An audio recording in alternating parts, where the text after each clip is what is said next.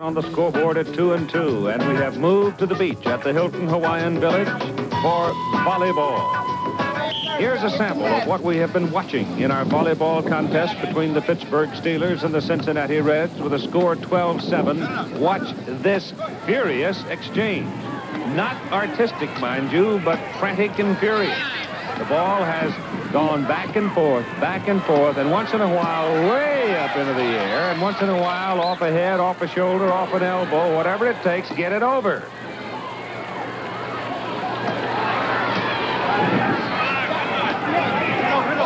This won't win you very many trophies in organized beach volleyball, particularly in the area along Southern California where it's played so well.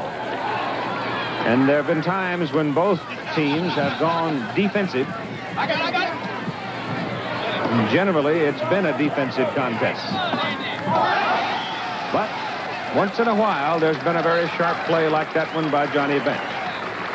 And now, we are switching sides with our score reading 13-7 as we resume our coverage of the action here. And you see the crowd is sitting right alongside the volleyball area with Doug Flynn serving for the Cincinnati Reds.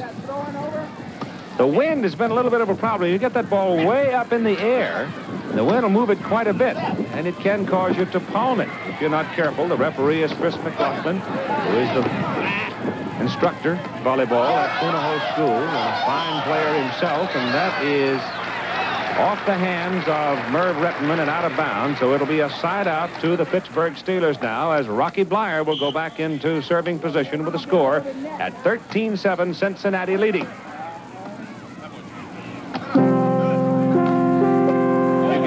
They're beginning to come to the net with a little more authority. Mel Blunt. It is off the hand of Doug Flynn, and it's a point for the Pittsburgh Steelers. And our scoreboard now reads 13-8.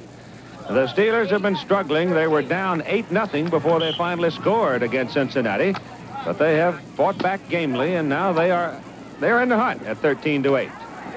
But they can't afford many more mistakes. Ooh, that was almost over the net.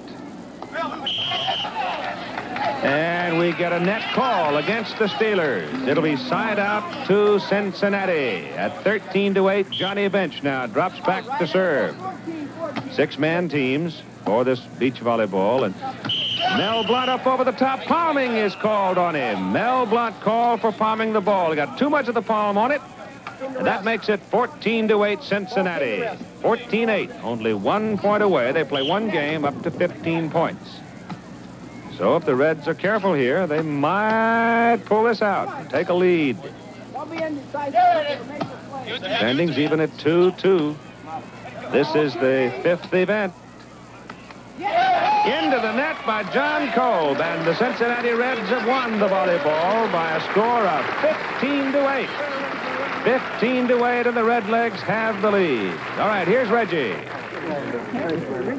Johnny, you guys got them 3-2 right now. A little better ball club, a little better athletes because of the hand-eye coordination of baseball. I think so. Of course, they're not used to, handling the ball at all. And the linemen, some of these linemen, it's a little difficult just to come out here and do it all of a sudden. And we really worked hard. We worked probably 5 or 6 hours just in the prelims, before they started, just to get ready for today. And, we sort of had an idea what everybody was supposed to do. And we told them where they were supposed to be, and they just did it. And this is where we wanted to be because we think the rowing is our strong event.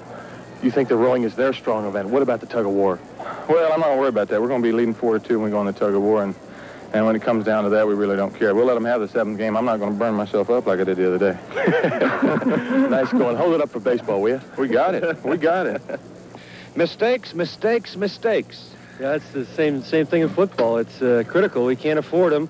We went in the games thinking we just got to play defense, get the ball up in the air, don't try to make the great shot. We did the exact opposite. We were in the nets.